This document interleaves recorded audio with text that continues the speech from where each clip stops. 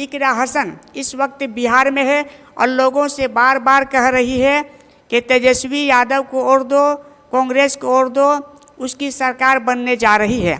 असदुद्दीन अवैसी को वोट मत दो। मैं उनसे कहना चाहता हूँ, मैं इकरा हसन से कहना चाहता हूँ, ये बताओ तुम्हारी सरकार ने मुसलमानों के साथ क्या किया? तुम्हारी सरकार ने मुसलमानों की मस्जिदों को गिराया, तुम्हारी सरकार ने कब्रिस्तान को तोड़ा, तुम्हारी सरकार ने मज़ारों को, मदरसों को बर्बाद कर दिया, यहाँ तक कि तुम्हारी सरकार ने मुसलमानों को बर्बाद करके रखा है। और तुम कहते हो कि कांग्रेस को वोट दो।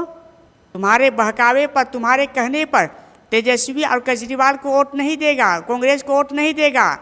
देगा तो असदुद्दीन अवैसी को वोट देगा, इसलिए कि वह हमारे हक की आवाज़ को बुलंद करता है, हमारी रहनुमाई करता है। तो हम उसी को वोट दें जो हमारी रहनुमाई करता है। मुसलमानों कितने लोग असदुद्दीन अवैसी को वोट देना चाहते हैं? कमेंट करके ज़रूर बताएं।